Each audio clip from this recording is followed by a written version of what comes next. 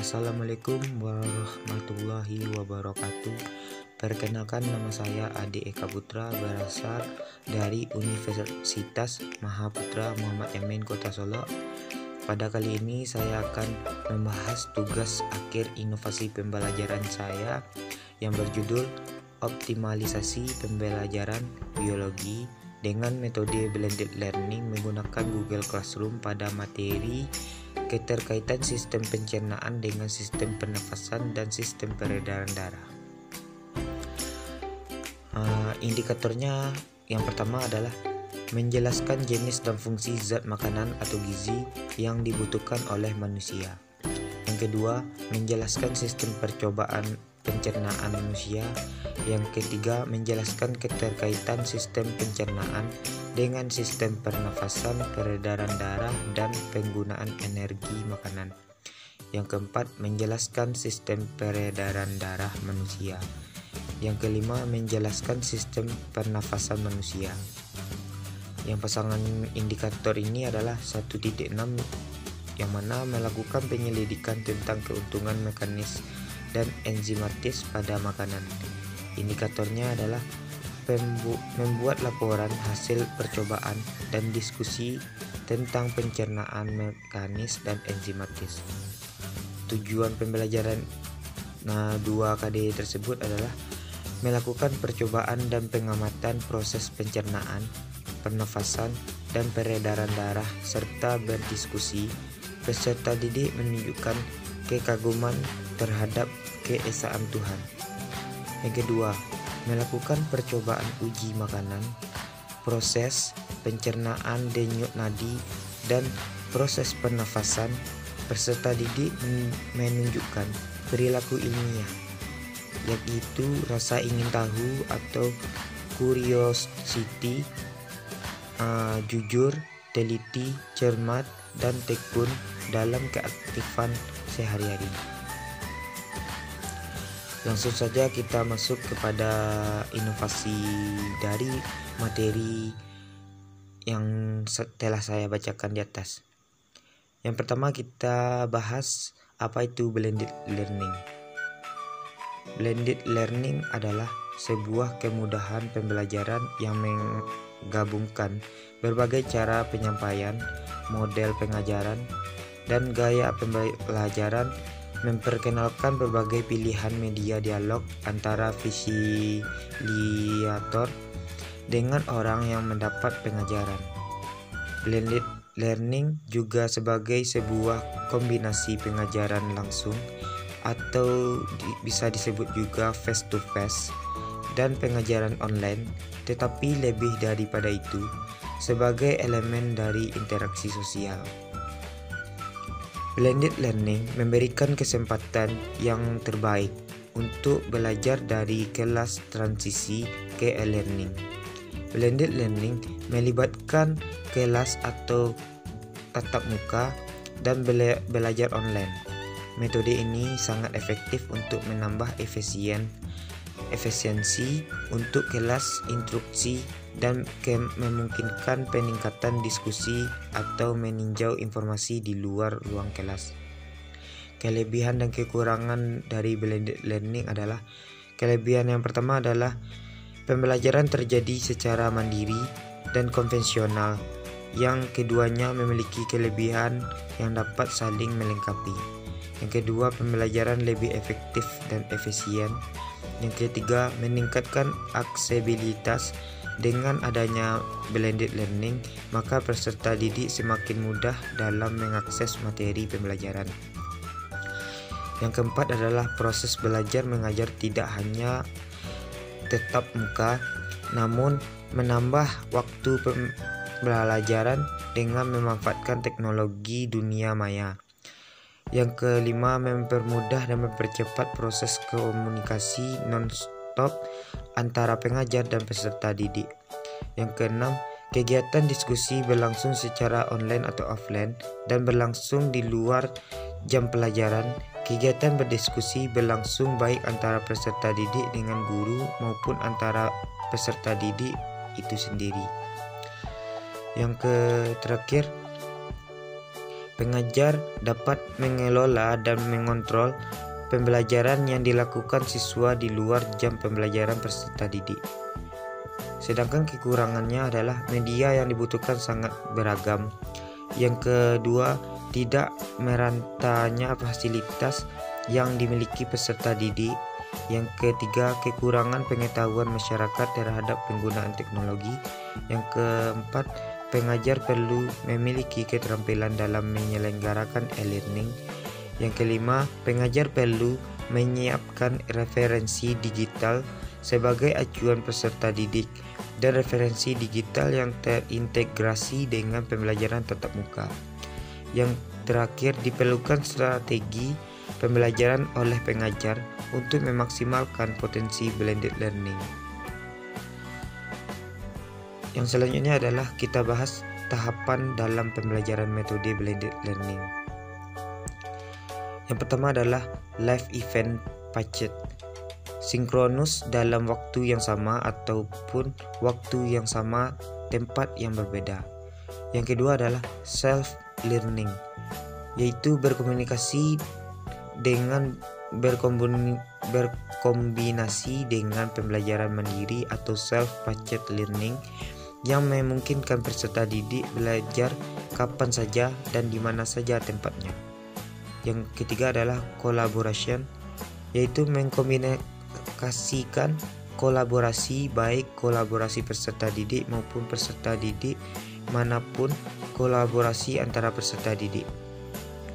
Yang keempat adalah kolaboratorio, yaitu pendidik harus mampu meramu kombinasi asesmen online atau offline, baik bersifat tes maupun non-tes.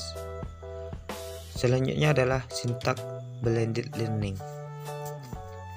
Seeking of information adalah pencairan informasi dari berbagai yang tersedia secara online atau offline dengan berdasarkan relevansi, validitas, reliabilitas, konten, dan kejelasan akademik. Yang kedua adalah acquisition of information, yaitu menemukan, memahami, serta mengkonfrontasikannya dengan ide atau gagasan yang telah ada dalam pikiran, kemudian menginterpretasikan informasi atau pengetahuan dari berbagai sumber yang tersedia sampai mereka mampu mengkomunikasikan kembali dan menginterpretasikan ide dan hasil interpretasinya menggunakan fasilitas offline atau online. Yang ketiga adalah synthesizing of knowledge, yaitu merekonstruksikan melalui proses asimilasi dan akomodasi bertolak dari hasil analisis, diskusi, atau perumusan kesimpulan dari informasi yang diperoleh, kemudian menginterpretasikan ide-ide dan hasil interpretasinya menggunakan fasilitas offline atau online. Selanjutnya kita bahas yaitu Google Classroom. Google Classroom atau ruang kelas Google merupakan sebuah aplikasi pembelajaran campuran yang dilakukan secara online dan dapat digunakan secara gratis. Google Classroom juga merupakan produk ciptaan Google yang terintegrasi dengan Drive, Gmail, Hangout, Calendar, dan YouTube. Kelebihan dari Google Classroom adalah tampilan yang mobile friendly untuk pemula. Yang kedua adalah dapat dengan mudah mengelola tugas yang diberikan. Yang ketiga adalah seluruh file akan masuk ke akun Google Drive.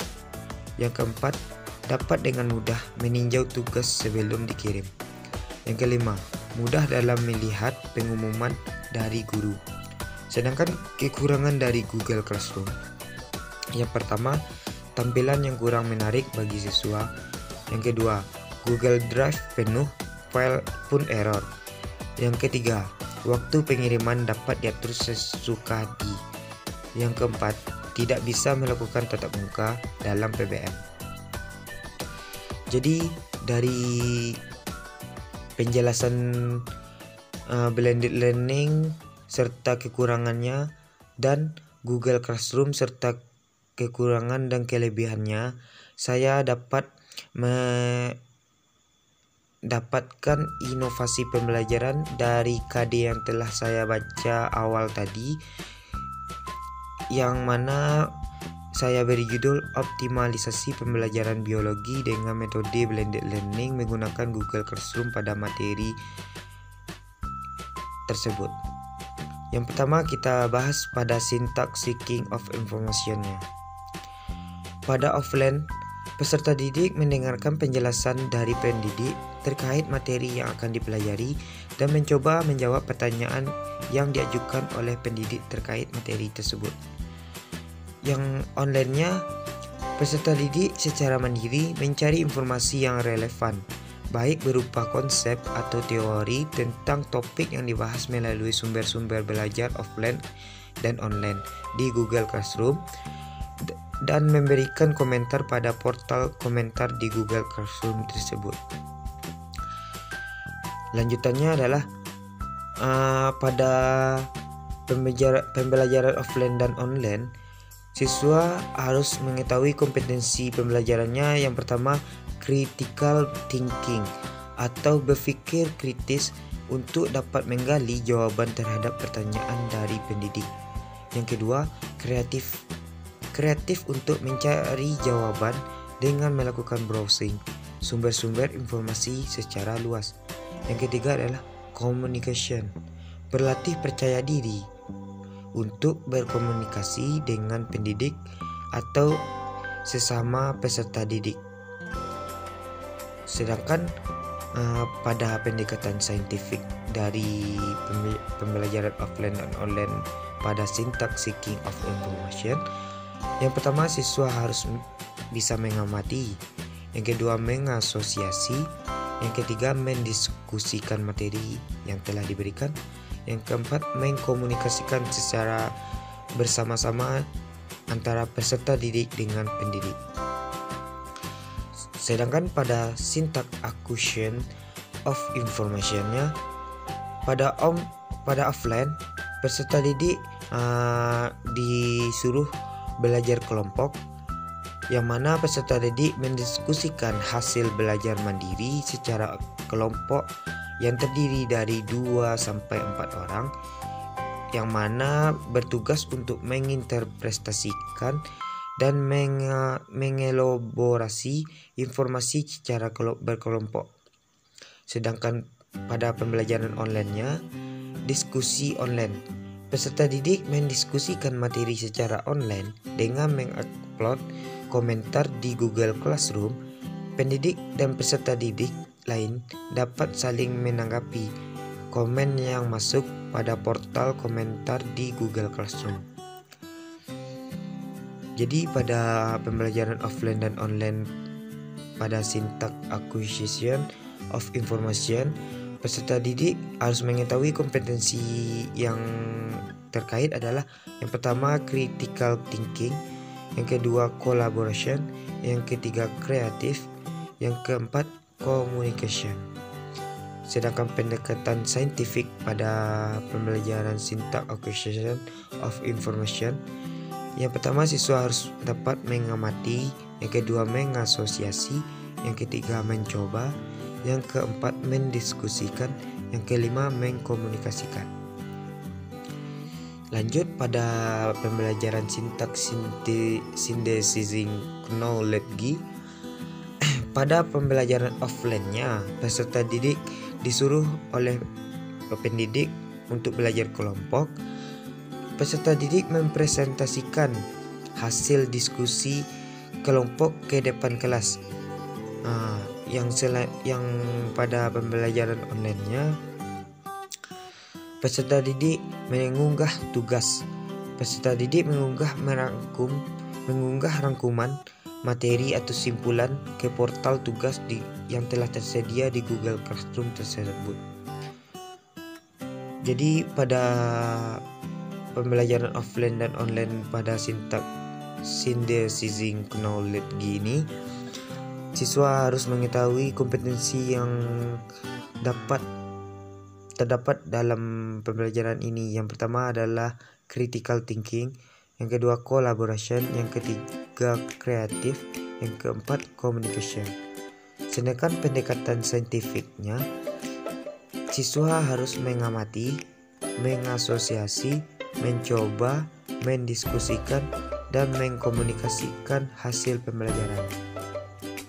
Jadi inilah rangkaian dari penjelasan inovasi saya yang mengenai optimalisasi pembelajaran biologi dengan metode blended learning menggunakan Google Classroom pada materi sistem pernafasan pencernaan yang telah saya bacakan pada awal